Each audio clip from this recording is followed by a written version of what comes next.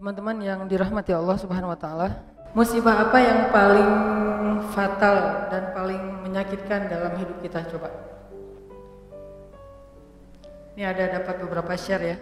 Kata sebagian teman-teman, musibah yang paling luar biasa itu dan susah banget buat ngerelain, ditinggal pas lagi sayang-sayangnya.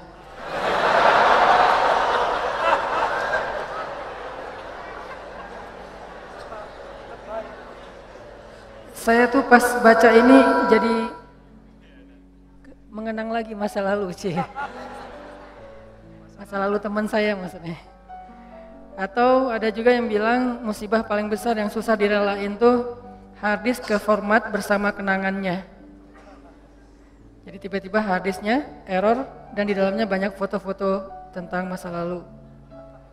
Terus ada juga yang bilang ketika memasukkan uang 1.000 yang ternyata uang 100.000 ke kotak amal. Masa itu musibah?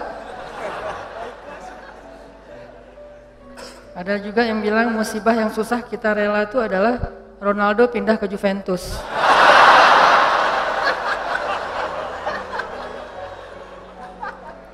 Buat saya, musibah hari ini adalah Belgia kalah sama Prancis.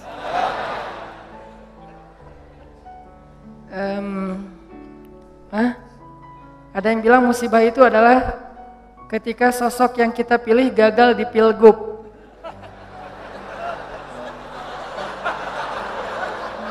Ini yang ngomong bukan saya ya. Nah, saya emang gak gagal, cuman gak kepilih.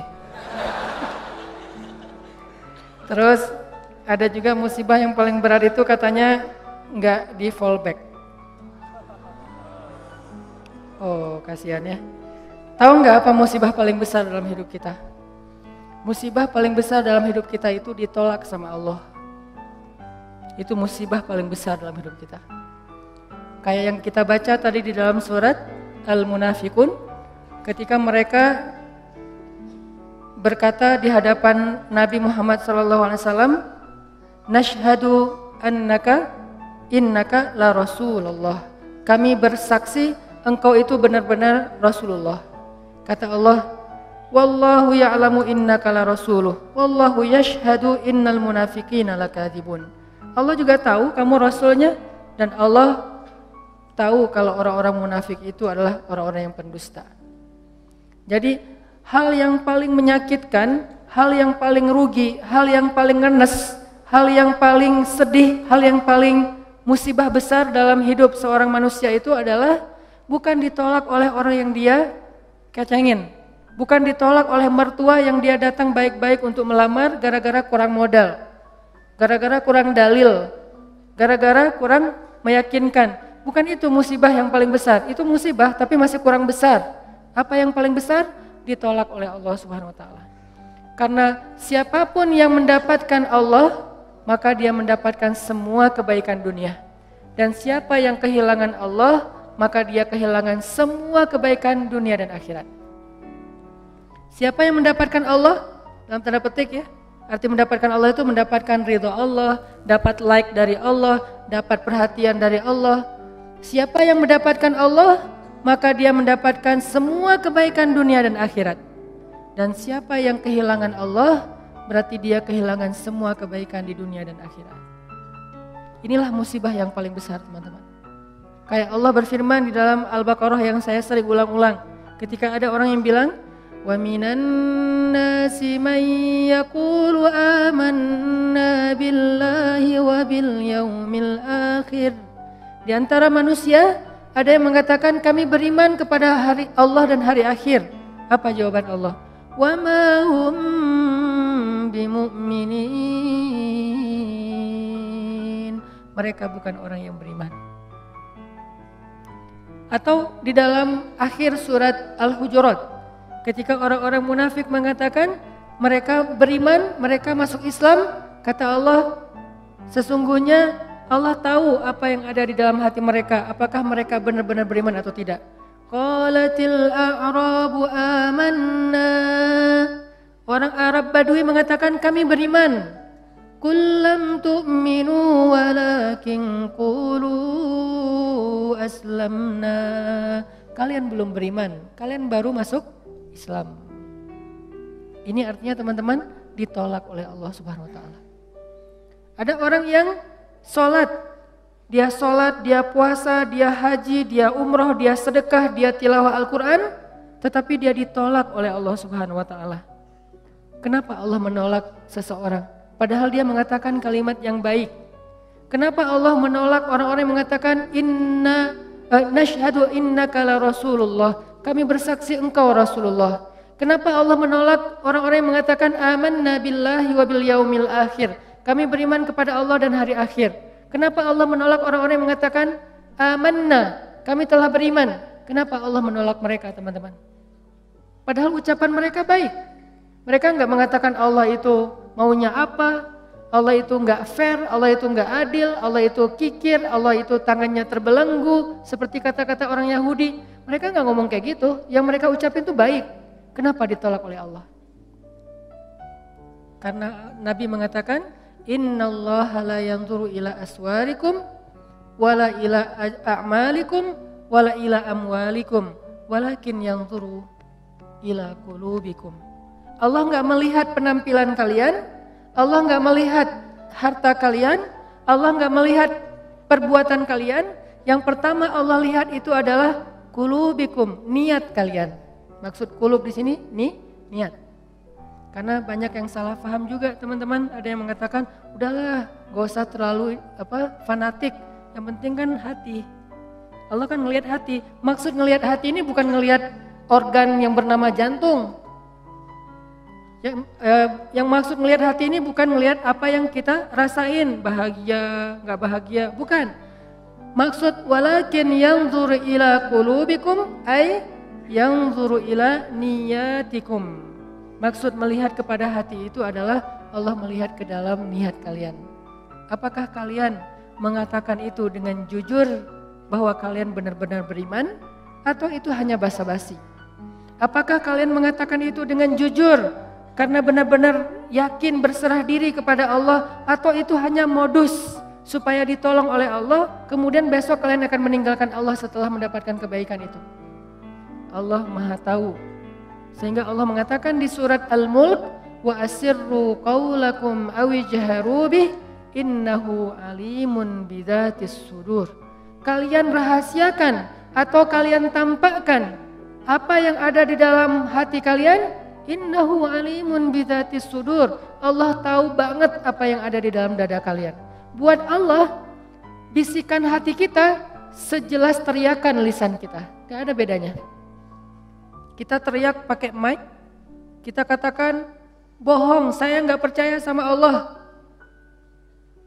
Lalu kita teriakan dengan hati, kita berbisik dengan hati, dengan sepelan mungkin, saya gak percaya sama Allah. Itu suara hati dan suara mulut kita, lisan kita di sisi Allah sama, gak ada bedanya. Gak ada cerita kalau dengan mulut kita bilang, ya Allah saya percaya kepada engkau, saya berserah diri kepada engkau, Allah dengar. Giliran dalam hati kita bilang, enggak sih sebetulnya enggak gitu-gitu amat. Apa? Allah enggak kayak gitu. Karena Allah mendengar isi hati kita, sejelas mendengar suara dengan lisan kita. Sangat jelas. Sehingga ketika ada Nabi yang berdoa dengan suara yang lirih, Nabi siapa? Zakaria. Dzikru rahmati rabbika 'abdahu Zakaria idz nada rabbahu nidaan khafiyya. Nidaan khafiyya, suara yang lembut, pelan, lirih, tidak ada yang mendengar seorang pun kecuali Allah Subhanahu wa taala. Allah mendengar dengan jelas. Bahkan kalau suara itu tersembunyi di dalam lautan yang gelap, lebih dalam daripada Danau Toba, gelap banget nih. Karena nggak mungkin ikan haut, ikan paus hidupnya di perairan yang dangkal, nggak mungkin. Dia hidup di perairan yang dalam, yang mungkin kedalamannya di bawah 1 kilometer. Bahkan kalau seseorang kemudian ditelan ikan haut, ikan paus, lalu ikan paus itu membawanya ke dalam lautan, di dalam samudra, tiba-tiba orang yang di dalam perut ikan itu bersuara, Subhanaka inni kuntu minaz zalimin.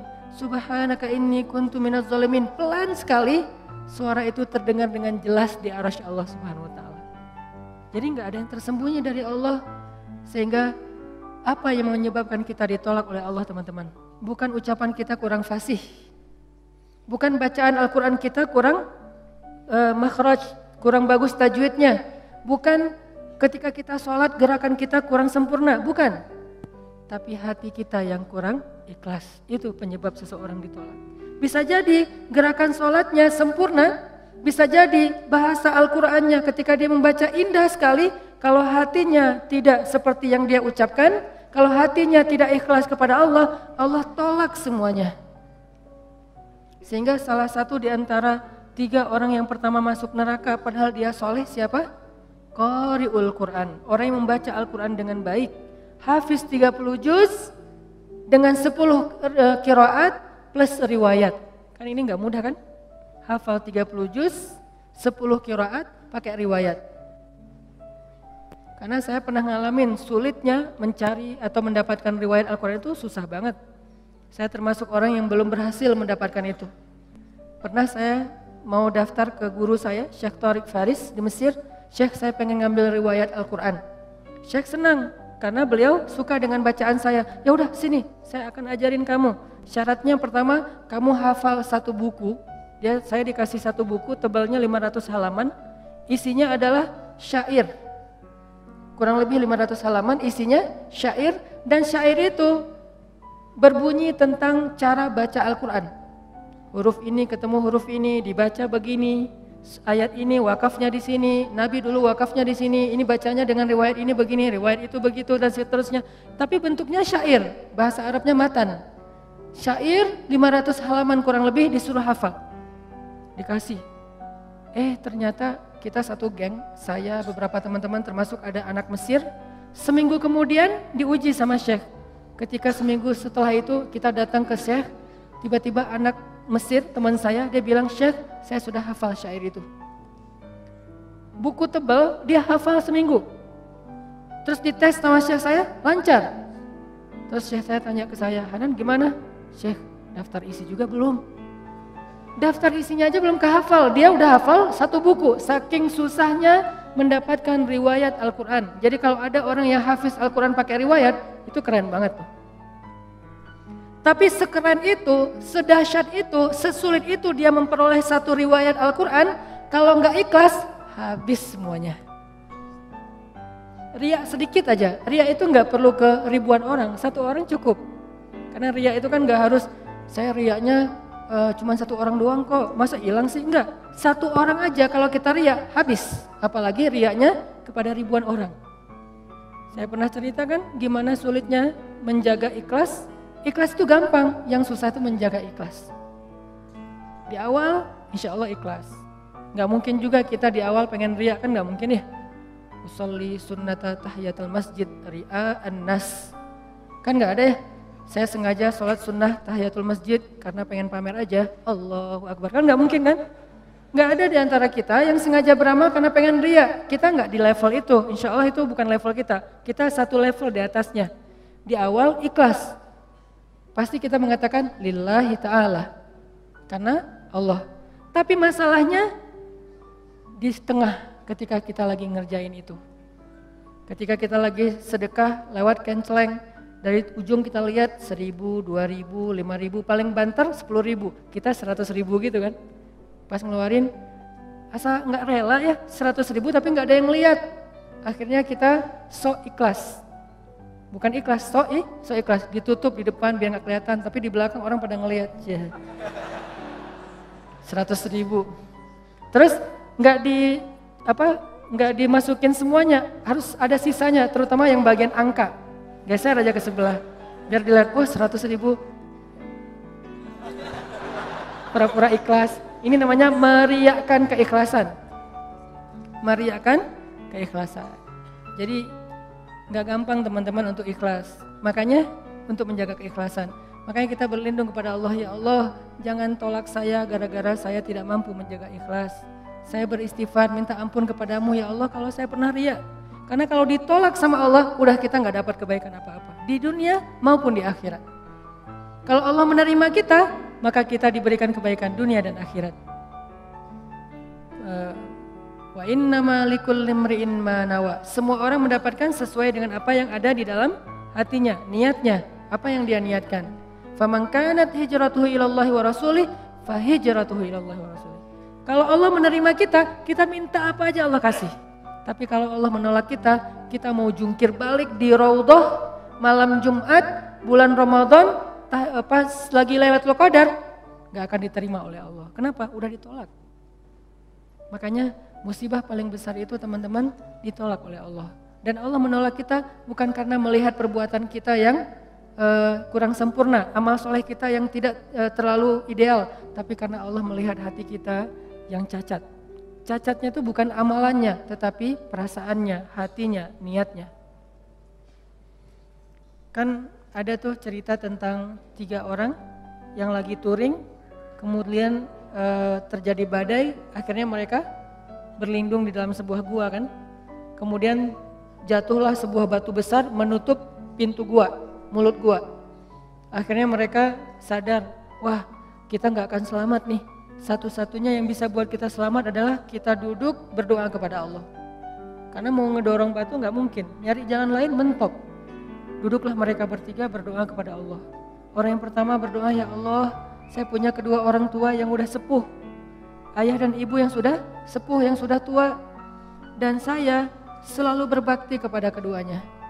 Bahkan saya tidak pernah mau memberikan susu dari ternak saya kepada keluarga saya atau kepada siapapun sebelum saya memberikan terlebih dahulu kepada kedua orang tua. Jadi gak mau dia ngasih susu itu kecuali ke orang tuanya dulu baru keluarganya.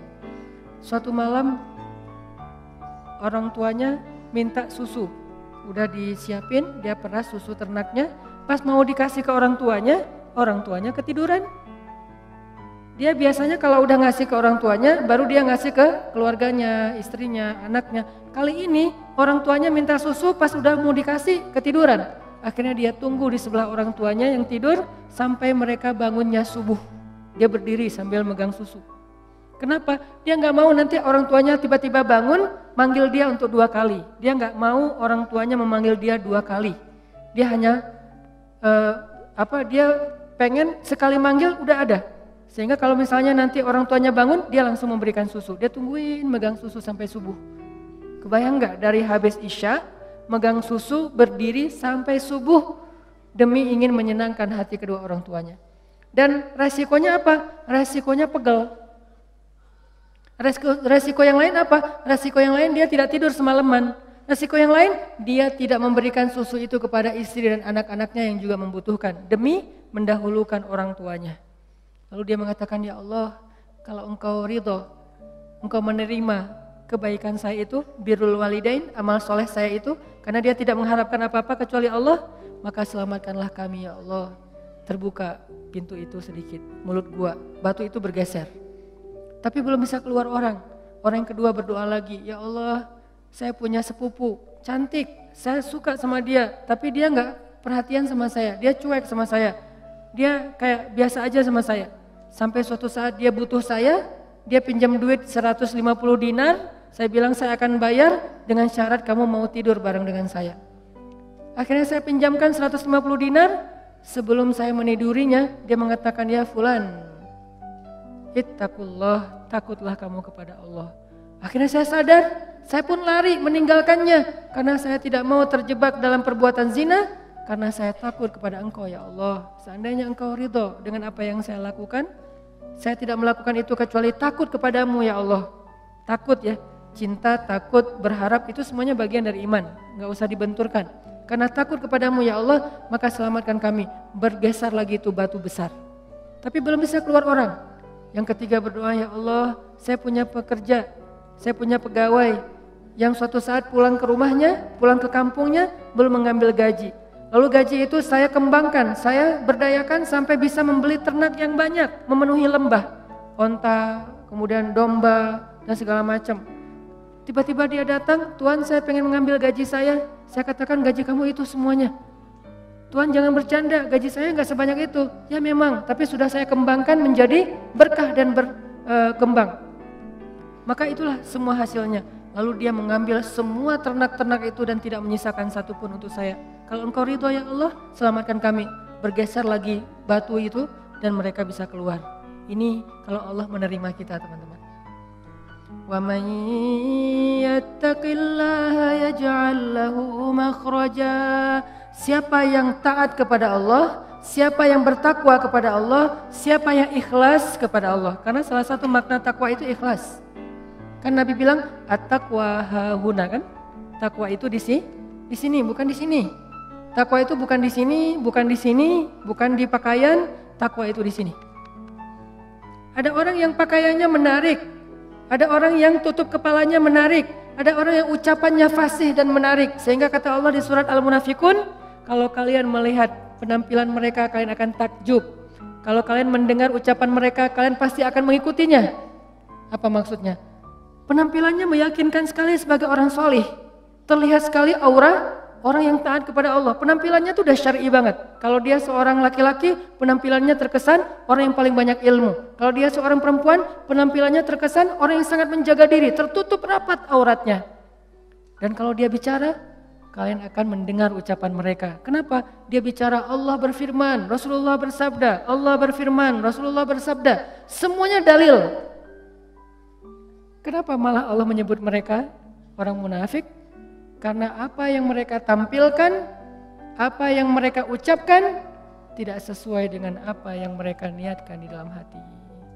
Lagi-lagi ini bukan untuk menjudge orang lain. Jadi jangan sampai nanti kalau kita ngelihat ada orang yang berpenampilan solih, arti solih itu ya penampilannya kelihatan ahli ibadah, terus kita bilang, itu ada tuh di surat Al-Munafikun kayak gitu. Jangan.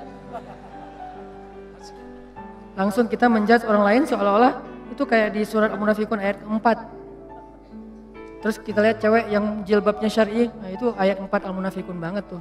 Nggak bisa, karena kita nggak tahu kan isi hatinya. Maka kalau kita nggak tahu isi hatinya, tugas kita apa teman-teman? Tugas kita adalah berbaik sangka. Tugas kita menghindari prasangka buruk. Tugas kita kepada sesama manusia berbaik sangka. Dan tugas kita kepada diri kita sendiri adalah muhasabah diri, memperbaiki diri kita sendiri, menghitung-hitung kesalahan kita sendiri. Kalau orang lain jangan cari-cari kesalahan, apalagi dihitung-hitung. Wala tajassasu, jangan cari-cari kesalahan orang lain. Sehingga kalau ada teman kita postingannya tuh bagus, tapi ada celah sedikit aja, itu yang dikomentarin.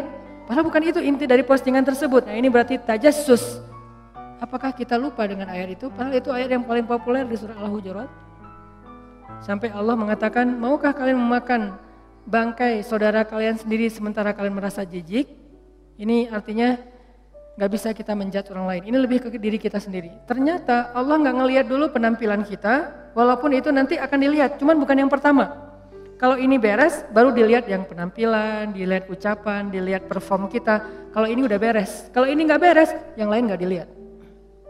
Jadi yang pertama Allah lihat apa niat kita melakukan sesuatu.